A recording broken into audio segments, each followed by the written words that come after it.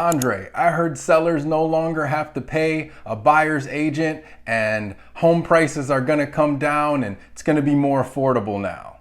Really? You think any perceived savings a seller might gain from this, they're just gonna willy-nilly pass along to a buyer? In what capitalist society would that logic ever make sense? Let's break it down. In this video, I'm gonna break down just what this proposed settlement to the lawsuit actually means for the consumers and agents alike. Welcome to Dre's Take.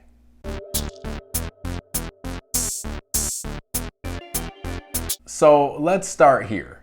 Real estate commissions have always been negotiable.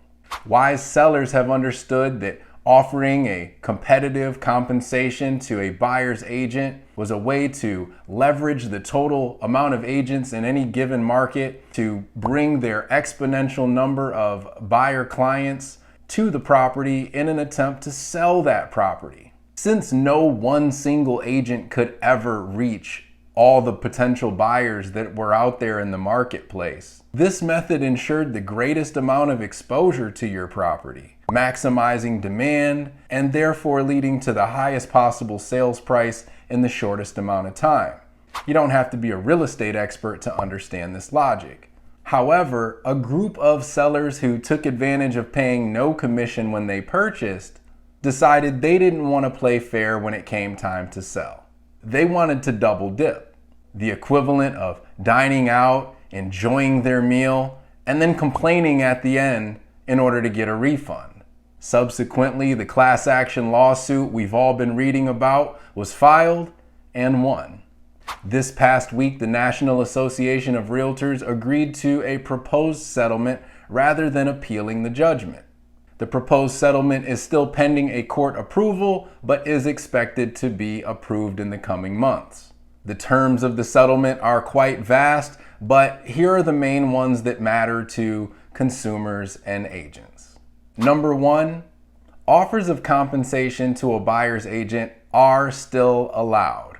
However, they can no longer be communicated via the MLS or any of its third-party affiliated websites, applications, etc. And number two, all buyers must enter into a representation agreement and negotiate their buyer's agent's commission prior to viewing any properties. And this applies even if the buyer contacts the listing agent directly. Yes, the buyer has to sign a representation agreement with the listing agent even to see the listing agent's own listing. Now, offers made on properties may request that the seller pay for the buyer's agent commission or a portion of that commission on the buyer's behalf. During this negotiation process, the buyer will have a clear understanding of what commission amount they're going to owe their agent, if any at all, before they agree to the final terms of a contract. If a seller doesn't agree to pay the buyer's agent commission, or the amount that they will agree to cover isn't satisfactory to the buyer's going to have two choices. Either agree to move forward with the contract and pay the difference or the commission due, or just cancel the contract and move on and find another property with a seller who's more willing to help out. All of this obviously adds a layer of complexity to an already complex process and makes it all the more important to choose the right agent to work with to begin with. Honesty, clarity, and communication have always been important, but also the agent's experience, knowledge, and sophistication will become more imperative moving forward, as understanding these changes and how to go about structuring, reviewing, and negotiating offers will greatly impact buyers and sellers alike. So here are some of the frequently asked questions about this that I'd like to cover in this video. Number one, will prices go down because of this? No, not directly. Sellers have always priced their homes based on recently sold comparable properties, not on the commission that's being paid. They usually choose to price somewhere near the top of that comparable property range at a price they feel the property is most likely to actually appraise. If pricing goes down in any way attributable to this industry change, it'll be because demand suffers. Buyers who can't afford to pay their agent or seller's unwillingness to pay a buyer's agent will cut some of the competition out of the marketplace. Less demand in an already unaffordable, struggling marketplace could have an impact on pricing.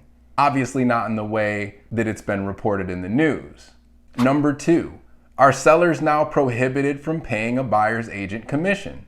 No, they're not prohibited from doing so. Sellers can still offer a commission at the time of listing or throughout the negotiation process when fielding incoming offers.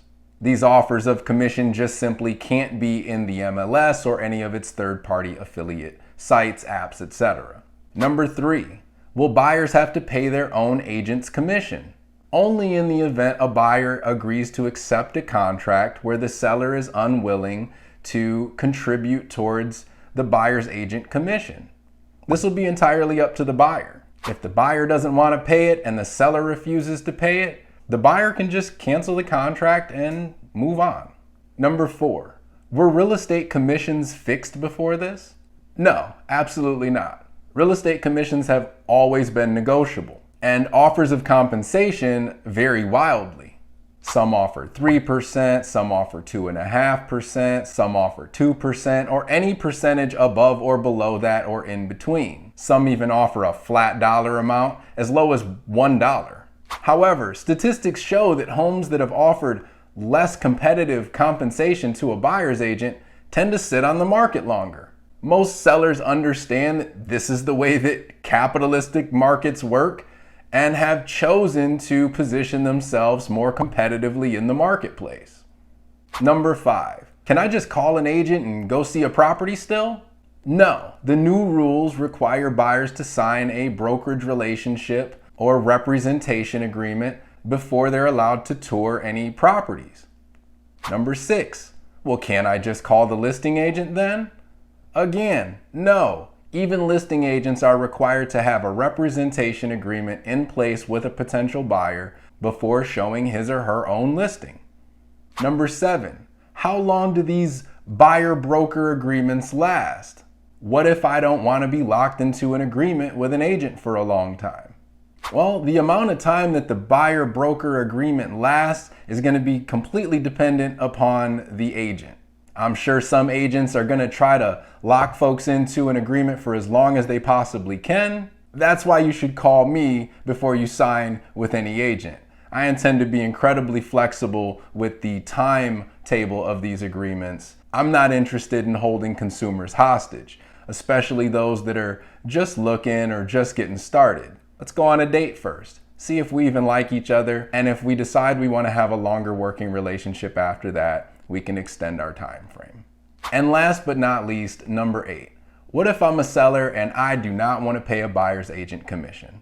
Look, you don't have to do anything you don't want to, but I would strongly suggest you remain open-minded and consider the bottom line or net proceeds from each individual offer. An offer over asking price with a request to pay a buyer's agency commission may be more advantageous than a lower offer without the request to pay the buyer's agent.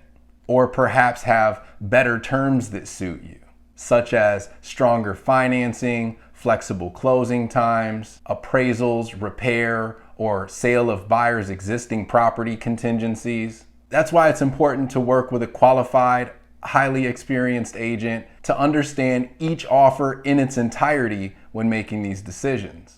So there you have it, folks. The industry has changed. It's just gotten a lot more complex to buy and sell real estate. And you'll want to make sure you're working with a sophisticated agent to navigate you through this changing industry. It's not just business as usual. And a bad agent could get you in a pickle very quickly. Now, this is just a proposed settlement once again, but it is expected to be approved by the courts in the coming months. And these changes that we just talked about today, the prohibition of compensation within the MLS systems and services and the requirement for buyer brokerage agreements before touring properties, that all goes into effect in mid-July. So if after July you're looking to buy or sell a home, you're going to want to be aware of these changes, and you're going to want to work with an agent who understands just how to navigate this stuff. If you're in Central Florida and you need help, I'm always happy to help. Feel free to reach out. Until next week, that's Dre's take. All right, y'all. Take care.